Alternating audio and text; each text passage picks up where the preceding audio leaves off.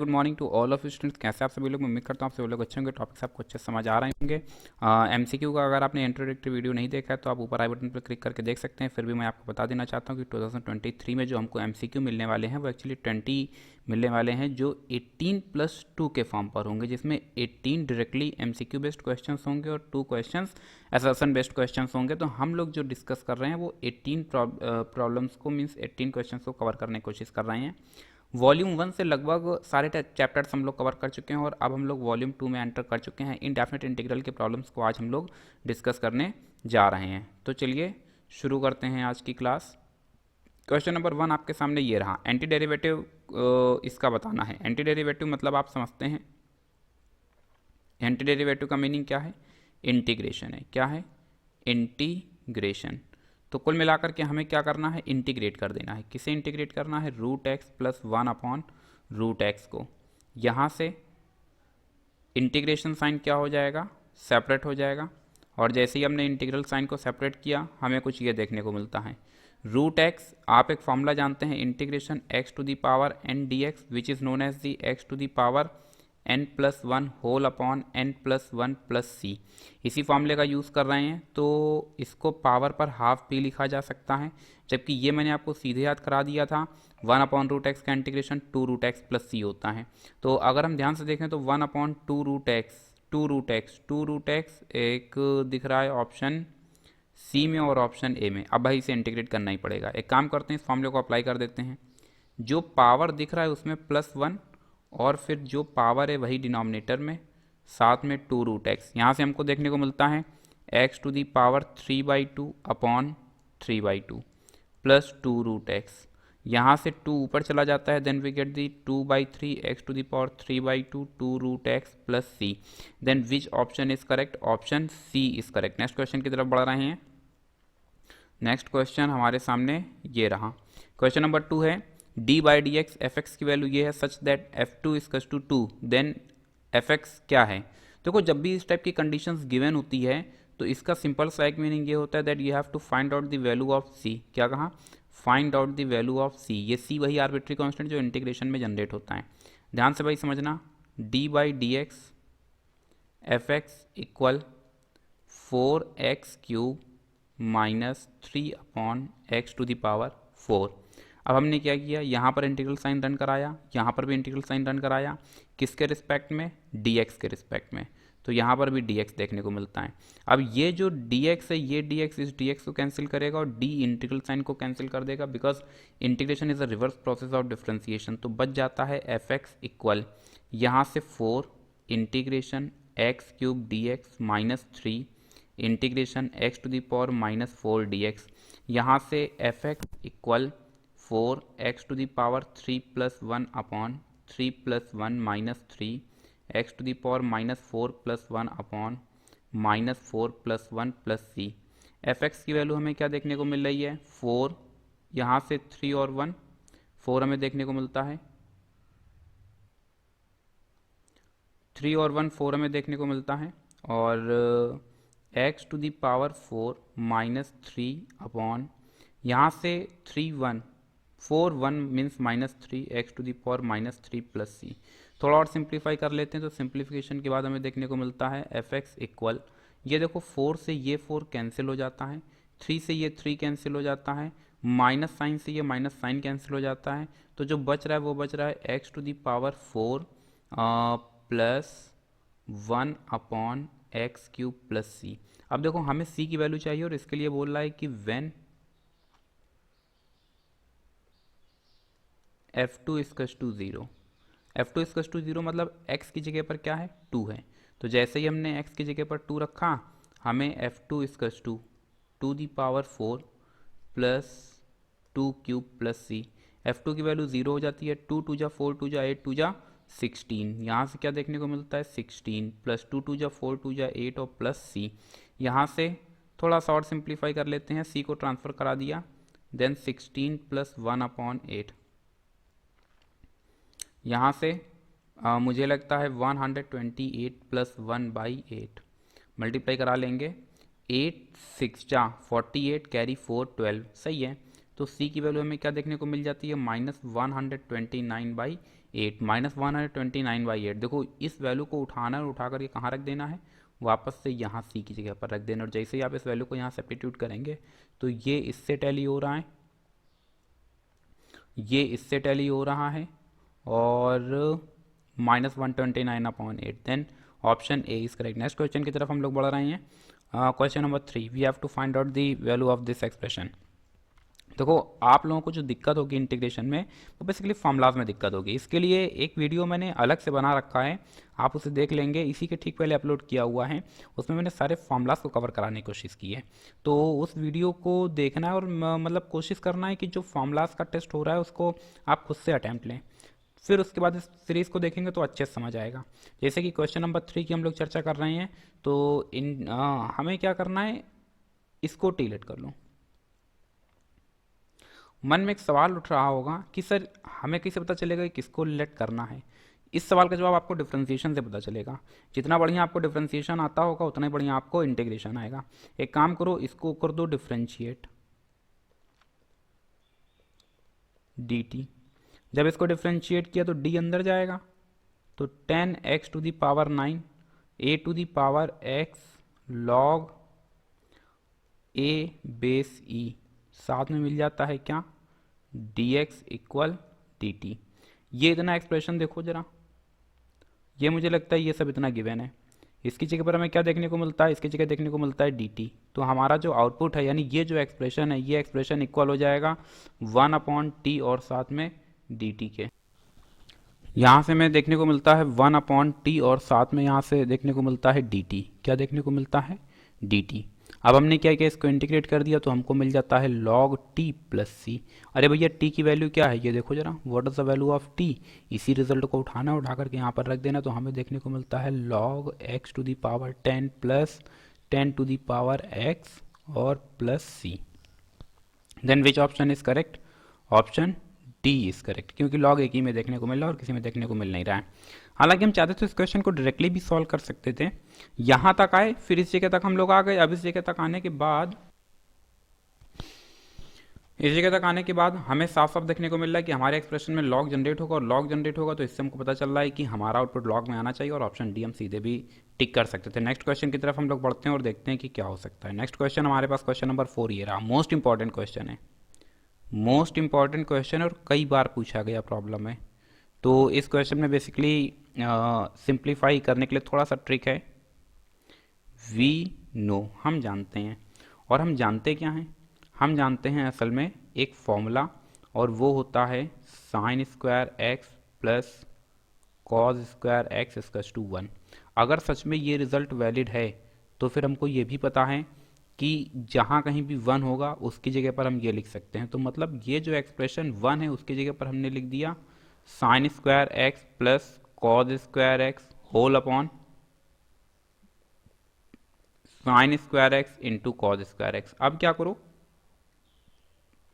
Separate करा दो, तो डिनोमिनेटर जो है वो दोनों के पास चला जाएगा, इसके पास भी चला जाएगा और इसके पास भी चला जाएगा। ये कॉज स्क्वायर है, क्या है, कॉज स्क्वायर, और यहाँ से देखने को मिलेगा sign square x into cos square x d x. Sign square x से साइन स्क्वायर एक्स कैंसिल और कॉज स्क्वायर एक्स से कॉज स्क्वायर एक्स कैंसिल। अब जो हमें आउटपुट देखने को मिल रहा है वो देखने को मिल रहा है cos square x d x plus 1 upon sine square x d x. Cos square x को हम क्या लिख सकते हैं, sec square x d x, और इसको हम क्या लिख सकते हैं, cosec square x d x. Sec square x की जगह पर हमें क्या देखने को मिलता है 10x, कॉसेक स्क्वायर एक्स की जगह पर क्या देखने को मिलता है minus cot x plus C. Then which option is correct, I think option B is correct. हाँ, ऑप्शन बी सही है। फिर नेक्स्ट क्वेश्चन की तरफ हम लोग बढ़ते हैं, और नेक्स्ट क्वेश्चन, क्वेश्चन नंबर 5 अपने सामने ये रहा। सेम पैटर्न है, सेम वर्किंग है। आपको क्या करना है, डिनोमिनेटर को सेपरेट करा देना है। जैसे ही हमने सेपरेट कराया तो एक हिस्सा तो ये देखने को मिल जाता है minus cos square x upon sine square x cos square x d x. Cancel करना, सिंप्लीफाई करना। एक चीज़ याद रखना, जो पिछला वाला अभी हम लोगों ने क्वेश्चन देखा है उस लास्ट क्वेश्चन में हमारे पास यहाँ पर क्या जनरेट हो रहा है, प्लस, तो जब ये आ रहा है प्लस, तो यहाँ पर हमें आउटपुट में क्या देखने को मिल रहा है, माइनस। अब क्योंकि अपना जो क्वेश्चन अभी क्वेश्चन नंबर 5 चल रहा है उसमें इस पॉइंट पर हमको देखने को मिल रहा है माइनस, तो एक माइनस माइनस क्या कर देगा, plus. Then option A is correct, 10x plus cot x plus C. Next question की तरफ बढ़ रहे हैं, क्वेश्चन नंबर 6। और क्वेश्चन नंबर 6 ये रहा। ये मैंने आपको सीधे याद कराया था। मैं कोशिश करूंगा कि एक डिफ्रेंसिएशन का भी एक टेस्ट मैं अपलोड कर दूं, उसको आप बार बार प्ले करेंगे तो फिर आपको चीज़ें आसानी से समझ आने लगेंगी, याद होने लगेंगी। लेट हमने यहाँ से क्या किया, cos square e to the power x, तो हमने लेट किया x e to the power x को टी, इसको बच्चा कर दो differentiate, x e to the power x equal d t. ये हो जाता है फर्स्ट, ये हो जाता है सेकेंड, आता है first differentiation of second plus second differentiation of first, यहाँ से बन जाता है डी टी। इसको जब डिफ्रेंशिएट किया तो e to the power x का डिफ्रेंसिएशन वही होता है और dx पूरे एक्सप्रेशन से कर लिया कॉमन, तो अब हमको देखने को मिलता है ये इसकस टू डी टी। हालांकि आपको ये दो स्टेप्स दिखाने की ज़रूरत नहीं होती है, अगर आप चाहें तो सीधे इसके बाद ये कर सकते हैं। आपको याद होगा मैंने नोट पॉइंट में याद भी कराया था कि इसको सीधे इसका डिफ्रेंसिएशन याद रखेंगे, और जो कि असल में आपको याद कराया था e to the power x x plus one d x इसकस टू डी टी। तो अगर हम ध्यान से देखें तो हमें 3 स्टेप्स की कोई रिक्वायरमेंट ही नहीं है, इसके बाद सीधे ये लिखा।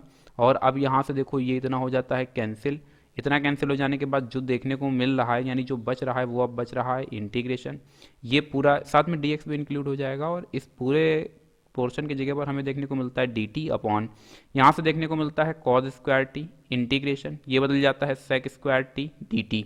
अब ये जो सेक स्क्वायर x है इसको हम क्या लिख सकते हैं, ten t plus C. What is the value of t, t की वैल्यू हमारे पास क्या है, x e to the power x plus C. फिर नेक्स्ट क्वेश्चन की तरफ हम लोग बढ़ते हैं। नेक्स्ट क्वेश्चन हमारे पास क्वेश्चन नंबर 7, सॉरी इसमें ऑप्शन कौन सा सही है, ऑप्शन बी सही है। नेक्स्ट क्वेश्चन की तरफ हम लोग बढ़ रहे हैं और नेक्स्ट क्वेश्चन हमारे पास क्वेश्चन नंबर 7 ये रहा। इसको इंटीग्रेट करना है, बेहतरीन सवालों में से एक है इंटीग्रेशन 1 अपॉन, देखो इस टाइप के क्वेश्चंस वही व्यक्ति अटेम्प्ट ले पाएगा जिसको फॉर्मूलाज याद होंगे, पूरा इंटीग्रेशन फॉर्मूला बेस्ड है, याद रखेंगे। और इसके लिए मैं बार बार आपको बोल रहा हूँ कि जो इसके ठीक पहले एक वीडियो मैंने अपलोड की हुई उसको जाकर के देखें, वहाँ पर मैंने इंटीग्रेशन फॉर्मूला टेस्ट रन करा रखा है। यहाँ से x प्लस 1 का होल स्क्वायर ये बना देता है और साथ में प्लस 1 साथ में dx। अब अगर हम यहाँ से लेट कर लें x प्लस 1 को t, तो dx इक्वल किसके हो जाता है, dt के। तो integration 1 upon t square plus 1 dt, ये इंटीग्रेशन किसका होता है, tan इनवर्स t का plus c। What is the value of t, tan inverse x plus 1 plus c। देन tan inverse x plus 1 plus c, option B is correct. Next question की तरफ हम लोग बढ़ेंगे और नेक्स्ट क्वेश्चन हमारे सामने क्वेश्चन नंबर 8 ये रहा। इसका इंटीग्रेशन पूछ रहा है, change into a perfect square, क्या कहा, change into a perfect square, then 9x minus 4x square with under root, और कोई दूसरा ऑप्शन नहीं है, dx अपॉन, हमने क्या किया इसको पहले लिख दिया, अभी भी कोई दिक्कत नहीं होनी चाहिए। अब हमने क्या किया, यहां से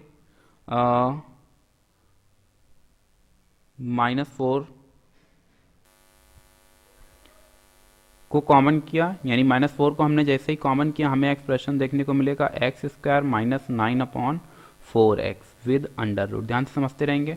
अब हमें change into a perfect square में कन्वर्ट करना है, इसके लिए मैं आपको एक फॉर्मूला दे रहा हूँ। अगर हमारे पास equation ax square plus bx होती है तो इसको परफेक्ट स्क्वायर में कन्वर्ट करने के लिए b square upon 4a method का हम लोग यूज़ करते हैं।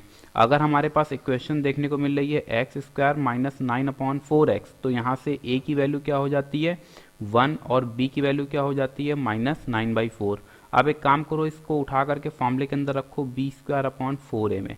जैसे ही पुट किया तो क्या हम इस फॉर्मूले को ये नहीं लिख सकते हैं b square into 1 upon 4a, तो b की जगह पर आ जाता है -9 upon 4 square into 1 upon 4 into a, then 81 upon 4 4 जा 16 1 अपॉन 4 और 16 into 4, then we get the 64। तो कुल मिलाकर के हमको इसी एक्सप्रेशन में क्या करना है, -4 यहाँ से देखने को मिलेगा x square minus 9 upon 4x इसमें 81/64 ऐड किया और 81/64 सब्ट्रैक्ट किया। इतना कर देने के बाद यहाँ पर dx भी चलता रहेगा, यहाँ dx मिसिंग है। ये देखो परफेक्ट स्क्वायर में कन्वर्ट हो गया है, ध्यान से समझते रही ना। -4 ये परफेक्ट स्क्वायर में कन्वर्ट हो गया, देन x माइनस आपको देखने को मिलेगा 9/8 का होल स्क्वायर प्लस -81/64 और ये जो एक ब्रैकेट चल रहा था ये वैसे ही चलता रहेगा। -4 को हमने अंदर भेजा तो -4 को अंदर भेजते ही ये माइनस माइनस कर देता है plus, then we get the 81/64 into 4 -4x minus 9/8 का होल स्क्वायर। या फिर एक काम कर लेते हैं, इस स्टेप को हटा देते हैं, माइनस साइन को अंदर भेजो, 4 को रूट से बाहर ले आओ। तो जब ये 4 रूट से बाहर आता है तो ये बना देता है 1/2, थोड़ा सा आसान हो जाएगा। 1/ माइनस साइन को अंदर भेजा तो 81/64 पॉजिटिव हो जाता है, x माइनस 9/8 हो जाता है निगेटिव। अब थोड़ा सा ज़्यादा बेहतर है। ये जो एक्सप्रेशन देखने को मिल रहा है, इस एक्सप्रेशन को हम लोग लिख सकते हैं 9/8 square minus x minus 9/8 square with under root.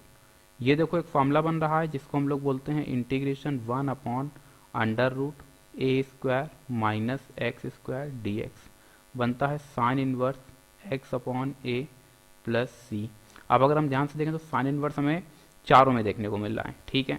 तो 1/2 एक अपनी जगह पर रहेगा, फिर आएगा साइन इनवर्स x/a, तो साइन इनवर्स 1/2 दो ऑप्शन में है, एक इसमें है और एक इसमें है। इसका मतलब या तो बी सही है या फिर डी सही है।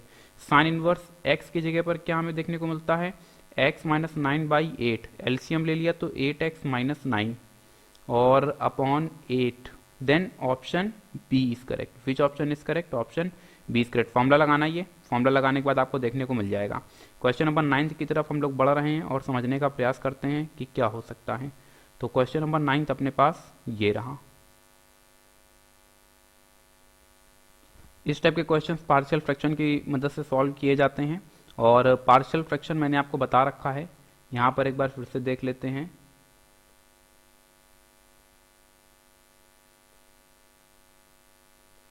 पार्शियल फ्रैक्शन में हम लोग बेसिकली क्या करते हैं, x/x minus 1 x minus 2। Linear factor कितने हैं, 2 हैं, इसलिए कितने आर्बिट्री कांस्टेंट आएंगे, 2 आर्बिट्री कांस्टेंट आएंगे, प्लस b/x माइनस 2। जब a की वैल्यू जनरेट करनी हो, क्या कहा, फॉर a, जब a की वैल्यू जनरेट करनी हो तो उसके डिनोमिनेटर को क्या कर देना, 0 कर देना। दिस इंप्लाइज दैट x की वैल्यू क्या मिल जाती है, 1 मिल जाती है। इस x की वैल्यू 1 उठाओ और उठा करके इसी LHS में रखो, तो ये आउटपुट हमें जो देगा वो a की वैल्यू के इक्वल होगा। 1/, याद रखेंगे जैसे x माइनस 1 को हमने 0 किया तो फिर इस टर्म को टच नहीं करेंगे, इसको छुपा लेंगे, बाकी जो बच रहा है वहां पर रख देते हैं। मतलब हमारे पास अब बच रहा है x/x माइनस 2, इसी में रखो x equals to 1, 1 minus 2, then we get the -1। Same process अगर हमें b की वैल्यू चाहिए, देन फॉर b के डिनोमिनेटर को 0 कर दिया, x माइनस 2 इक्वल्स टू 0, तो x की वैल्यू क्या देखने को मिल रही है, 2 देखने को मिल रही है। इस 2 को उठा करके कहाँ रख दो, इन जो इक्वेशन में देखने को मिल रही है, यानी x/, देखो जिसको 0 करते हैं वहां पर नहीं रखो, क्योंकि 2 माइनस 2 0 कर देगा, फिर इन्फिनिटी बना देगा। तो जो बच रहा है उसके अंदर रख दो, तो जो b बचा वो क्या बचा, 2/2 minus 1, then we get the +1। अब ये जो a और b की वैल्यूज जनरेट हुई हैं, इन a और b की वैल्यूज को उठा करके इन एक्सप्रेशंस में रख दोगे, तो ये जो इंटीग्रल है, ये इंटीग्रल किसके इक्वल हो जाएगा, ये इंटीग्रल हो जाएगा integration what is the value of a की वैल्यू आ रही है -1, तो b की वैल्यू को पहले लिख लेते हैं 1/x minus 2 minus 1/x minus 1। और अब हमने जैसे ही इसको इंटीग्रेट किया तो ये हमको बना करके देगा log x minus 2 minus log x minus 1। b की वैल्यू 2 आ रही है, तभी मैं कहूँ ऑप्शन टैली क्यों नहीं हो रहा है। बी की वैल्यू क्या आ रही है, 2 आ रही है। यहाँ पर क्या हमें देखने को मिलेगा, 2, तो यहाँ पर क्या देखने को मिलेगा, 2। अब लॉग की प्रॉपर्टी से हम इसको ये भी लिख सकते हैं, log x माइनस 1। तो यहाँ से अब हमें देखने को मिलता है x माइनस 2 का whole square upon x minus 1। And ये किस ऑप्शन में हमें देखने को मिल रहा है, मुझे लगता है ऑप्शन बी में देखने को मिल रहा है। Then which option is correct, option B is correct. फिर नेक्स्ट क्वेश्चन की तरफ हम लोग बढ़ रहे हैं। क्वेश्चन नंबर 10 है और ये भी पार्शियल फ्रैक्शन बेस्ड ही क्वेश्चन है।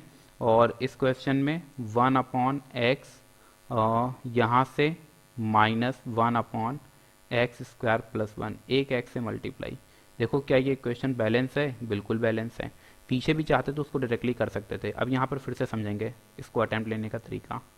एक्स स्क्वायर प्लस 1, अगर अगर डिग्री 1 है, जिस फैक्टर की डिग्री 1 होगी उसके ऊपर हमेशा कांस्टेंट जाएगा। कांस्टेंट क्या जाएगा ये हमको नहीं पता, लेकिन जिसकी डिग्री 2 होगी उसके ऊपर एक्स आना कंपलसरी है। ठीक, अब यहाँ पर एक्स आया, हमको ऊपर चाहिए कांस्टेंट, तो कांस्टेंट गेन करने के लिए हमें बीच में लगाना पड़ेगा माइनस साइन। जैसे ही एलसीएम लिया तो ये एक्स स्क्वायर से एक्स स्क्वायर कैंसिल होगा। अब ये एक्स स्क्वायर बना रहा है तो फिर इसका भी कोफिशिएंट 1 होना चाहिए, तो फिर इसके लिए यहाँ पर 1 आएगा। और आप चाहें तो इसको कैलकुलेट करके देख लेंगे, तो ये पूरा इक्विवेलेंट होगा किसके, एक्स स्क्वायर प्लस 1 के। इसको बच्चा क्या करो, सीधे सिंपली मीन्स इंटीग्रेट कर दो, सिंप्लीफाई तो हो ही रहा है, एक्स स्क्वायर प्लस 1 डी। अगर एक्स स्क्वायर प्लस 1 को टी लेट करते तो 2x मिलता, तो 2 से मल्टीप्लाई और 2 से डिवाइड। समझ आ रहा होगा। यहाँ से आपको देखने को मिलता है log mod of x minus 1 upon 2 log x square plus 1 और साथ में plus C. Then which option is correct, मुझे लगता है log mod of x minus 1 upon 2 log x square plus 1 plus C, option A is correct. फिर next question की तरफ हम लोग बढ़ रहे हैं। Question number 11, integration x square x cube d x. साफ साफ समझ आ रहा है, बिल्कुल बच्चा टाइप क्वेश्चन आ गया भाई। इसको डिफ्रेंशिएट किया, then 3x square d x equals to d t, और एक्स स्क्वायर डी एक्स, यहाँ पर देखो ध्यान से, एक्स स्क्वायर डी एक्स ये पोर्शन हमको चाहिए। तो हमने क्या किया, 3 को ट्रांसफर कर दिया। जैसे ही 3 को ट्रांसफर किया हमें ये देखने को मिल रहा है, इसकी जगह पर t आ जाता है और ये बना देता है 1/3 dt। जितना भी आपको यहाँ ब्रैकेट में देखने को मिल रहा है ये ब्रैकेट हटेगा और इसकी जगह पर 1/3 dt आ जाएगा। 1/3 बाहर हो जाता है, e to the power t dt। Integrate क्यों नहीं कर देते हैं, then we get the to the power t plus C. What is the value of t, अरे भाई t की वैल्यू क्या है, e to the power x cube plus C, then 1/3 x cube plus C, option A is correct. फिर next question की तरफ हम लोग बढ़ रहे हैं। क्वेश्चन नंबर 12 अपने सामने ये रहा, e to the power x sec x, अंदर भेजो, sec x का मल्टीप्लाई कराओ अंदर, तो इसको यहीं पर रोक करके रखा, sec x plus sec x into 10x dx। ये बच्चा एक आर्टिकल है, e to the power x f x plus f dash x, ये इक्वल होता है e to the power x f x plus C के। हमें खूब बात समझ आती है कि d by d x sec x का डिफ्रेंसिएशन क्या होता है, सेक एक्स इंटू 10x। तो मतलब इसका डिफ्रेंसिएशन ये है, तो हमारा जो आउटपुट है वो सीधे e to the power x sec x हो जाएगा। Option B is correct. Next question number 13 की तरफ हम लोग बढ़ रहे हैं। पूछ रहा है, अरे यार, ए स्क्वायर प्लस एक्स स्क्वायर। देखो इस टाइप के जो भी क्वेश्चंस हैं ये सीधे फॉर्मूला बेस्ड क्वेश्चंस हैं और ये फॉर्मूला आपको याद होना चाहिए। 1/2 फिर inside the braces x under root a square plus x square plus a square, फिर log x plus under root x square plus a square plus C. अब हमें क्या करना है, हमें सिंपली ए की जगह पर क्या पुट कर देना है, 1 पुट कर देना है। तो 1/2 x under root 1 plus x square plus 1 को लिखने का कोई मतलब नहीं है, then x plus under root 1 plus x square. अब अगर हम चाहें तो इसको डायरेक्टली भी सॉल्व कर सकते थे। अगर तुम इसमें से ध्यान से देखो तो सबसे बड़ा जो सोल्यूशन जा रहा है वो या तो ऑप्शन ए है या फिर ऑप्शन डी है। किसी भी फॉर्मूले में इस टाइप के 3 फॉर्मूलाज हैं। एक फॉर्मूला ये आपको देखने को मिल रहा है, दूसरा इसी सीरीज में बनता है a square minus x square, और तीसरा इसी सीरीज में बनता है x square minus a square with under root. तो ये हमारे पास कुछ फॉर्मूलाज हैं, ध्यान से समझने का प्रयास करेंगे। जो option number A, option number D, 2 यही बड़े फॉर्मूलाज देखने को मिल रहे हैं। ऑप्शन ए सही होगा क्योंकि किसी भी फॉर्मूले में यहाँ पर वेरिएबल नहीं आता है, हमेशा क्या मिलेगा, कांस्टेंट मिलेगा। फॉर्मूला बेस्ड है, फॉर्मूला टेस्ट एक बार आप देखेंगे तो आपको फॉर्मूला अच्छे से तैयार हो जाएंगे। यहाँ से इसको फिर हमें इंटीग्रेट करना है, और अभी मैं पीछे आपको बता करके आ जाऊँ कि इस टाइप के इंटीग्रेशन को हम लोग किससे सॉल्व करते हैं, with the help of the perfect square 8x plus 7dx। अब हमने क्या किया, इन दोनों टर्म्स को एक साथ ले लिया, then x square minus 8x, x square minus 8x, और अभी पीछे बताया था a x square plus b x अगर होता है तो इसको परफेक्ट स्क्वायर में कन्वर्ट करने का तरीका होता है बी स्क्वायर अपॉन 4a। हमारे पास इक्वेशन है एक्स स्क्वायर माइनस 8x, तो a की वैल्यू क्या आ रही है, 1 आ रही है, b की वैल्यू क्या जा रही है, माइनस 8 जा रही है। अब हमने क्या किया, यहाँ से बी स्क्वायर, इस रिजल्ट को उठाओ, इसके अंदर रख दो, तो b की जगह पर क्या आ जाता है 64 upon 4 into 1, then we get the 16. After then you have to add and subtract 16। ये देखो, ये इतना कर देने के बाद ये एक्सप्रेशन जो है ये कन्वर्ट हो जाएगा किसमें, x माइनस 4 का होल स्क्वायर। इन दोनों को फिर कैलकुलेट किया तो यहाँ से 9 मिल जाता है। और अभी ये पीछे मैंने अभी आपको फॉर्मूला बताया पिछले क्वेश्चन में, और ये देखिए फॉर्मूला यहाँ पर हमको यूज़ होता देखने को मिल रहा है। इसको हम लिख सकते हैं, इसको लेट कर लेते हैं, पहले लेट किया x minus 4 equals to t, then dx equal dt। अब हमें यहाँ से क्या देखने को मिलेगा, यहाँ से हमें देखने को मिलेगा integration t square minus 3 square, साथ में dt। ये है a square minus x square, क्या कहा, integration a square minus x square. Formula क्या बनता है, 1/2 x under root a square minus x square plus a square sine inverse x upon a by 2। तो अभी हमें यहाँ से अगर हम इस फॉर्मूले को अप्लाई करते हैं तो हमें देखने को मिलता है 1/2 t under root t square minus 9 plus a की वैल्यू क्या है, ए स्क्वायर मीन्स 9 हो जाएगा, 9/2। आफ्टर देन साइन इनवर्स, फिर हमें क्या देखने को मिलता है, x अपॉन ए, एक्स की जगह पर क्या आ जाएगा, t अपॉन 3। देखो क्या कहीं कुछ टैली हो पा रहा है, 9/2 कोई भी ऑप्शन यार टैली नहीं हो रहा है। एक तरीका है और वो तरीका ये है, लेकिन दोनों ही ऑप्शन में x माइनस 4 9/2, लेकिन यहाँ पर माइनस साइन है, माइनस नहीं प्लस होना चाहिए, इसलिए ऑप्शन डी गलत हो जाता है, क्योंकि यहाँ पर देखिए आपको क्या देखने को मिलेगा, प्लस। सिंपल सी बात याद रखना कि अगर ए पॉजिटिव है यहाँ पर तो फिर वहाँ पर भी आपको ए पॉजिटिव ही देखने को मिलेगा। ऑप्शन डी इस नेगेटिव साइन की वजह से कैंसिल हो जाता है, और बाई 2 आना चाहिए, 3 आएगा नहीं। इन्हीं दो में से कोई एक सही होना चाहिए। x प्लस 4 कहीं से बनता नहीं है, क्योंकि फॉर्मूला जो मेंटेन हो रहा है वो x माइनस 4 के लिए मेंटेन हो रहा है। ऑप्शन ए इज़ करेक्ट, लेकिन याद रखेंगे ऑप्शन ए में करेक्शन है, 1/2 पूरे एक्सप्रेशन से बाहर लेना होगा। अगर हम पूरे एक्सप्रेशन से कॉमन कर लेते हैं 1/2 तो फिर वो 2 यहाँ से कैंसिल हो जाता है, और अब आपका टैली हो जाएगा। Then option A is correct. Next question की तरफ हम लोग बढ़ रहे हैं। क्वेश्चन नंबर 15 हमारे सामने ये रहा। ये यार अभी रिपीटेड क्वेश्चन है, अभी पीछे बताया था, ये वही सेम क्वेश्चन आ गया। Option A is correct. मुझे लगता है अभी ये पीछे बताया, शायद ये दोबारा ये यहाँ डिस्कस किया गया है, तो इस वजह से मुझे लगता है मैंने पिक कर लिया है। एक बार देख लेते हैं, ये पीछे कहीं पर आया क्वेश्चन नंबर 11। तो ये रिपीटेड क्वेश्चन है, ये रिपीटेड क्वेश्चन है, और repeated question number 11। Question number 16 की तरफ हम लोग बढ़ रहे हैं। नंबर 16, फिर मुझे लगता है कि अब आपको चीज़ें समझ आ रही होंगी। e⁻x cos x minus sine x। और अब अगर हम इसको ध्यान से देखें तो हमको देखने को मिलता है कि cos x का डिफ्रेंसिएशन क्या होता है, माइनस साइन x होता है। और अगर cos x का डिफ्रेंसिएशन माइनस साइन x है तो जो हमारा आउटपुट आने वाला है वो क्या आने वाला है, e⁻x cos x plus c। किस आर्टिकल की मदद से, e⁻x fx plus f dash x, और यहाँ से dx equals to e⁻x fx plus c। Question number 17 की तरफ हम लोग बढ़ रहे हैं, और 17 नंबर अपने सामने ये रहा। इसको we have to find out the value of a and b। हालांकि ये एक पूरा आर्टिकल है, लेकिन हम लोग इस क्वेश्चन को अटैम्प्ट लेंगे विदाउट आर्टिकल, क्योंकि ये आर्टिकल अपनी किसी भी बुक में दिया नहीं है, हालांकि एग्जाम्पलर में है, और इसको बाय ऑप्शन भी हम अटैम्प्ट ले सकते हैं। इसको इंटीग्रेट करना है तो इंटीग्रेट करने से बेहतर ये है कि डिफ्रेंशिएट कर दो। डी यहाँ रन कराया और डी यहाँ रन कराया। अब आप अच्छी तरह से जानते हैं कि differentiation is a reverse process of integration, तो डिफ्रेंसिएशन इंटीग्रेशन को क्या कर देगा, कैंसिल कर देगा। तो जो हमें एलएचएस में देखने को मिलता है वो तो सिंपली यही देखने को मिल जाता है, e to the power minus x whole upon 4 e to the power x plus 5 e to the power minus x. और जो RHS है उसमें x का डिफ्रेंसिएशन 1 हो जाता है, b कांस्टेंट वैल्यू है।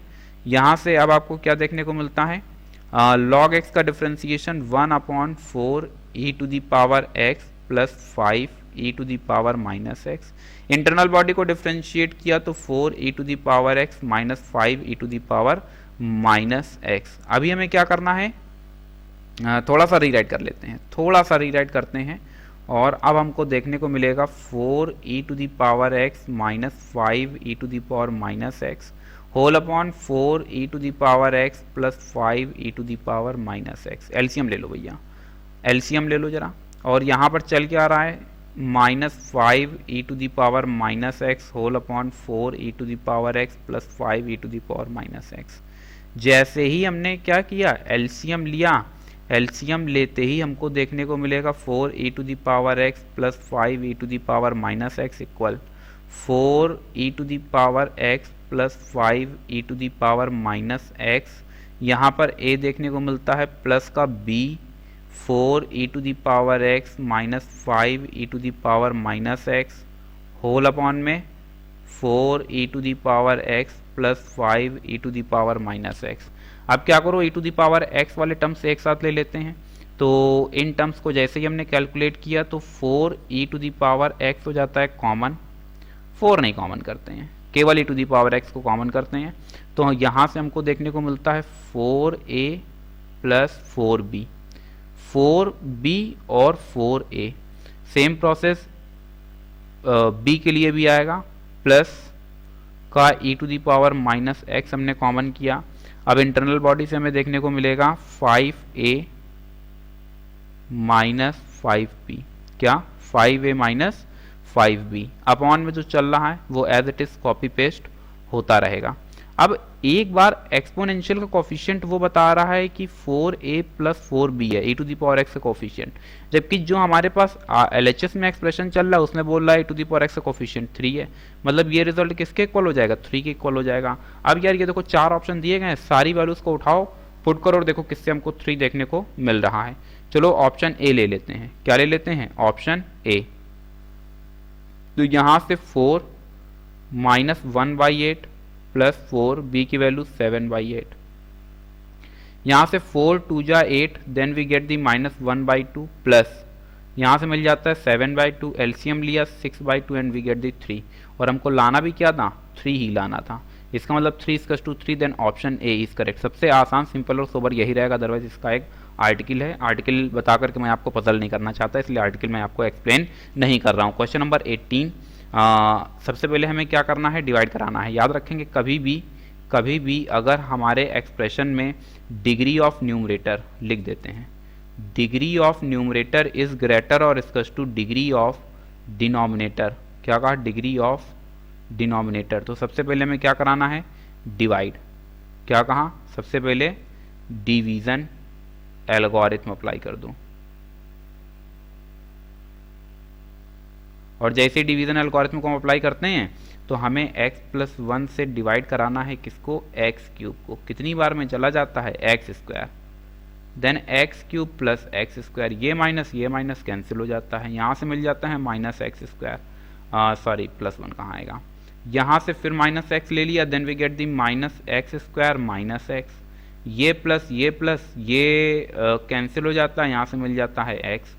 फिर हमने कितने टाइम में ले लिया, 1 टाइम में ले लिया, तो यहाँ से देखने को मिलता है x प्लस 1, ये नेगेटिव कैंसिल, तो ये बच जाता है -1। अब आप जानते हैं कि जो x cube upon x plus 1 dx है वो असल में बनेगा कोएफिशिएंट, क्या कहा, coefficient plus remainder upon divisor x plus 1, और अभी इसको क्या करना है, इंटीग्रेट कर देना है। आसान सा काम है, एक्स स्क्वायर का इंटीग्रेशन क्या हो जाता है, एक्स क्यूब बाई 3 हो जाता है, माइनस एक्स स्क्वायर बाई 2 हो जाता है, एक्स हो जाता है, और साथ में एक्स प्लस 1 हो जाता है। अब जरा देख लेते हैं किससे टैली हो रहा है। एक्स क्यूब बाई 3 पॉजिटिव है, एक्स स्क्वायर बाई 2 निगेटिव है, एक्स क्यूब ऑप्शन डी, देखो option D, x cube by 3 जो है ये पॉजिटिव है, एक्स स्क्वायर बाई 2 निगेटिव है, फिर एक्स पॉजिटिव है, और फिर ये option D is correct. Which option is correct? Option D is correct. तो मैं उम्मीद करता हूँ कि ये वीडियो आपको पसंद आया होगा। फिर भी अगर आपको फॉर्मूलाज अच्छे से लर्न करना है तो इसके ठीक पहले एक मैंने फॉर्मूला टेस्ट रन करा दिया इंटीग्रेशन का। आप उसको 2 बार 3 बार 4 बार 5 बार 2x स्पीड पर लगा करके देखेंगे, आपको ऑटोमेटिक सारे फॉर्मूलाज याद हो जाएंगे। बहुत स्लो मोशन में बताया हुआ है। फिलहाल आज के लिए बस इतना ही, मिलते हैं फिर किसी नेक्स्ट क्लास में कुछ न्यू प्रॉब्लम्स के साथ में। Thank you so much to all of you and as always, मैं गॉड ब्लेस यू ऑल।